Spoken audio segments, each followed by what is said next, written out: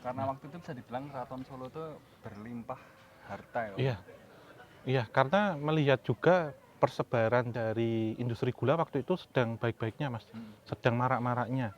Karena kalau di Jogja ada 18,5 ya, sampai 19 pabrik gula. Di Solo itu juga ada 17,5.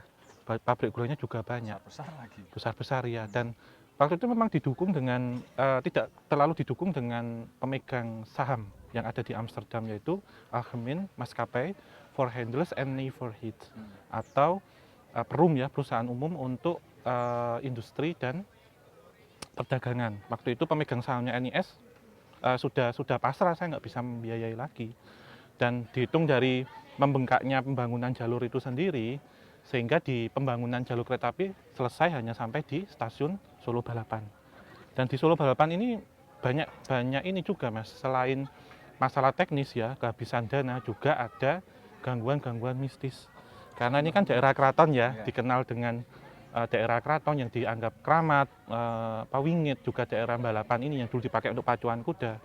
Sehingga waktu itu setelah pihak NIS mengajukan proposal ke keraton yang waktu itu masih dipimpin oleh Pakubuwono ke-9, Pakubuwono ke-9 sendiri sampai turun tangan untuk meletakkan batu pertama untuk membangun.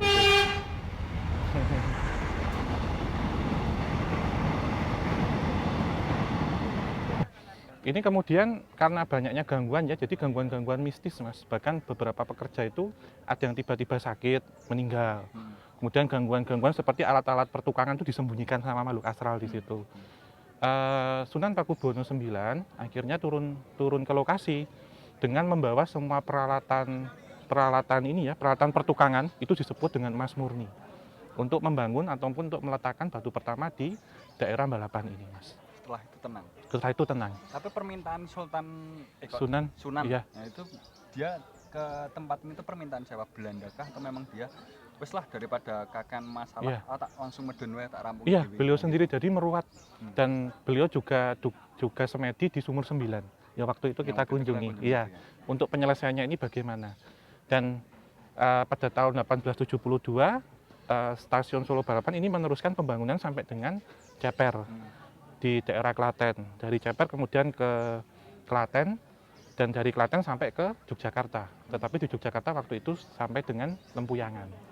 Tugu belum? Tugu belum. Ada ceritanya itu, Mas, Tugu kenapa kok. Jadi kenapa? kalau menurut Mas Genta, duluan Lempuyangan atau Tugu dibangun? Tugu. Bangunannya Iya. otentik soalnya kalau Tugu kan oh ya bangunannya dari Belanda. Iya, ini akan kita bahas minggu depan ya. Sebenarnya kalau Tugu itu 3 kali renovasi, itu bukan bangunan aslinya sekarang. Nanti akan kita detailkan. Dan stasiun pertama di Jogja, boleh dibilang yang awal ya yang ada, itu justru malah ini ada pesawat juga. Jadi justru Lempuyangan, Mas, yang pertama. Tapi stasiunnya hanya kecil, hanya halte, terus hanya dari kayu gitu ya pembuatannya. Sehingga jalur di belakang kita ini resmi dibuka pada tanggal 1 Januari 1873. Ini arah kemana kan Lempuyangan ya? Lempuyangan ya, Lempuyangan sana, kalau ke sana nanti Maguwo. Tapi kalau ini ya, kita membayangkan visualisasi Iya. nunggu kereta pada zaman Iya. itu kayak di film-film Iya, Mas. Eropa Iya, gitu, iya. nunggu Dan percampuran. hanya pribumi piyayi, orang-orang keraton dan juga bangsawan Belanda sendiri ataupun Ambtenar, pegawai negeri Belanda waktu itu.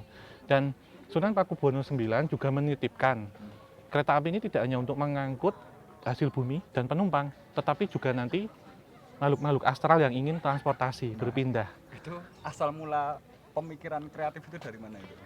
Dari wisik yang diterima beliau waktu di Sumur 9, karena ini nanti menjadi perpindahan bahkan sampai hari ini. Dan kalau saya lihat ini banyak residual energi kereta-kereta zaman dahulu, termasuk nanti akan kita ceritakan juga tentang Indax Express dan Yovanah Express. Itu apa? Jadi Indax Express itu kereta ini, Mas, ekspres siang. Dan kalau ekspres siang di Tanah Jawa, kemudian kalau Yovanah Express itu ekspres malam. Karena ini memiliki teknologi yang mutakhir waktu itu. Kalau kita ketahui Yovanah Express itu sekarang jadi kereta api biru malam, Mas, atau Bima. Itu. Nanti kan kita bahas minggu depan tuh di segmen berikutnya. Iya. Terus kita kalau berbicara tentang pembangunan lagi. Iya. Kalau nggak salah kan aku pernah nulis beberapa cerita di buku Sana Jatuh kan ada pembangunan yang tiba-tiba menggunakan tumbal dan lain-lain. Itu mulainya dari kapan itu? Apakah setelah mereka tahu bahwa di Solo perlu perlakuan Iya, iya. khusus, lalu mereka mengaplikasikan itu ke jalur-jalur dan stasiun yang lain atau gimana? Iya, setelah memang dari jalur Semarang Forsterlanden, Mas. Hmm. Karena setelah ini ya, kemudian dilihat kok memang perlu. Bentar ya, lewat dulu. Prambanan Express. Ramek. Ramek ya, Jogja Solo. Iya, jadi setelah ini memang ada kajian ulang ya oleh pemerintah kolonial Hindia Belanda dan di negeri Belanda sendiri.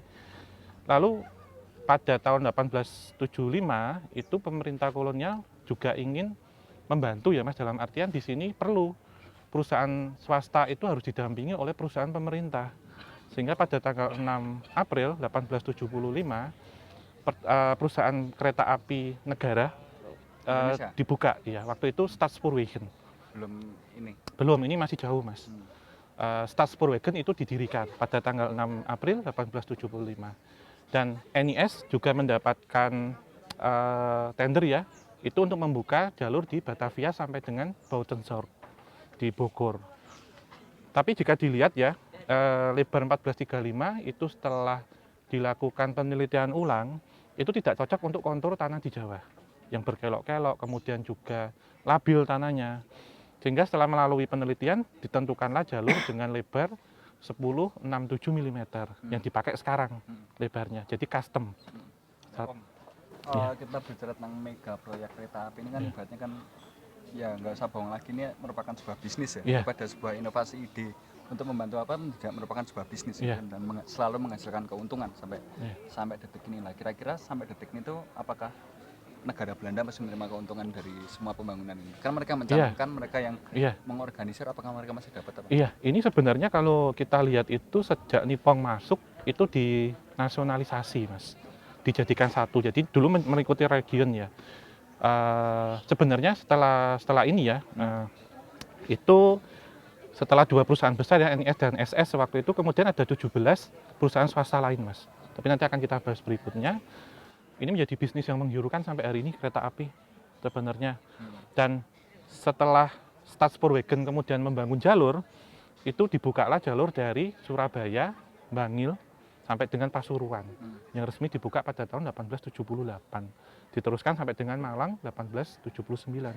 Dan dari Surabaya itu lanjut Mas ini. Lanjut sampai dengan Jombang, Kertosono, ada percabangannya ke Kediri, sampai dengan Blitar, dan dari Kediri itu sampai dengan Madiun, dan sampai stasiun Solo, Jebres waktu itu. Pada tahun 1884. Ya. 19 perusahaan itu sudah mencium ini ya, bau-bau keuntungan dalam bisnis ini. Bisnis ini ya, dan ada dua stasiun di Solo yang beda. Kalau stasiun Solo Balapan itu kan di bawah Kasunanan Surakarta, di bawah Kasunanan dan Puri Mangkunegoro. Tapi kalau stasiun Solo Jebres itu pure di bawah Kasunanan Surakarta. Sehingga singkatannya kalau Solo Jebres itu kan SK atau Solo Keraton. Jadi stasiunnya Keraton itu. Sehingga banyak stasiun waktu itu yang tidak terhubung. Lantas kalau kita lihat ke wilayah barat ya, karena dipegang oleh Staatspoorwegen, Westerleichen, itu mulai dari Buitenzorg dari Bogor itu sampai dengan Bandung melewati Cianjur. Itu pada tahun 1879 lah, 1879 1882. Dan berlanjut dibuka 1887 itu mulai dari Maos, Purworejo, Kutoarjo, Purworejo sampai dengan Yogyakarta. Sehingga stasiun Lempuyangan itu selesai pada tahun 1872, stasiun Tugu itu selesai pada tahun 1887. Selisihnya jauh ya. Ini kenapa sih Mas kok seperti itu? Karena waktu itu kan Sultan Sugih. Sultan Sugih itu Sultan Hamengkubuwono ke-7 itu menantang SS waktu itu dan pemerintah kolonial. Kalau berani jalur kereta itu lewatkan keraton.